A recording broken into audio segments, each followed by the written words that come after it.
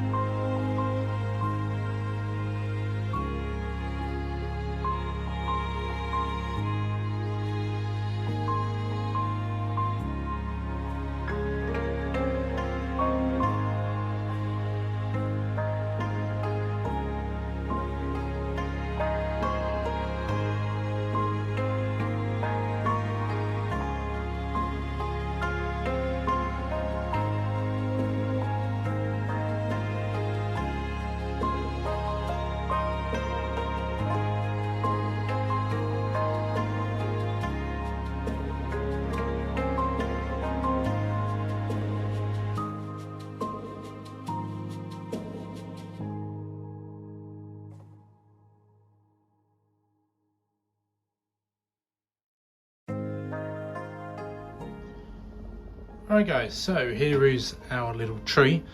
You imagine what the pot it was in before. We're on a drastic difference here. I've taken off a lot of the root ball. We had a lot of fibrous roots, luckily, really healthy root ball, this tree. So managed to take that out. Unfortunately, it's not got the best of nabari. It does have one big root down here, and then it also has this root coming across. I will probably take off this bigger root. I think it's got some feeder roots here, so I'll probably just cut it back to here. Oh, sorry, you can't actually see it. I'll probably just cut it back to here because it's got some feeder roots here.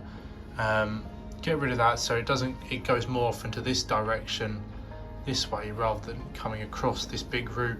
But I think this is actually going to be our new front. Might try and slant it like that or something, and see Christ, I'm not very good with the camera today, am I? Slant it like that in the pot slightly, as the pot does go to the right. But I think that could be, it's got a thicker base from this was the original front I had. That's what I've been working off of before, and you can see the base isn't amazing. But I think this side, because of that thicker root there and this one, and then it does have some other smaller roots here that could turn into something useful. I think this is going to be our new front.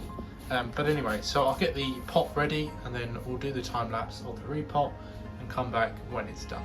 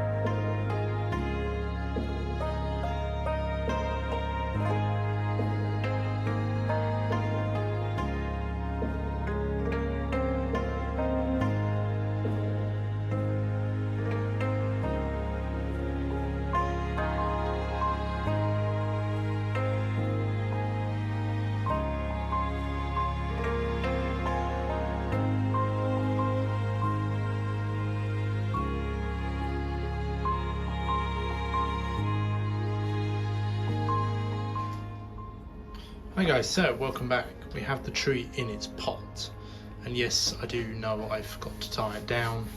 I will find out another way of doing that, probably just around the pot. Unfortunately, with the angle of the pot and the side of the tree, the side of the root ball the tree was on, I probably won't be able to go with that front that I originally wanted. At least not now. I don't really want to destroy the roots too much. You saw me take a little bit more off, but I don't really want to destroy it anymore. So for now, I'm going to go back to the old front, which is here. I know it is quite a small pot. I wouldn't mind getting a layer of like moss, like nice lumpy moss all over it. I think that would look really cool. But nonetheless, you've got quite a nice tree here. Hopefully once these branches actually extend, we'll get a bit more branch structure, but it was so thick, the branches, and as anyone who's worked with these trees will know that they don't necessarily wire very easily. So I want to get the really thin branches and keep the ramifications small and do it in stages. But yeah, give that tree a water, tie it down somehow, and then yeah, that will be a nice little tree we have there. Anyway, thank you for watching, hope you enjoyed.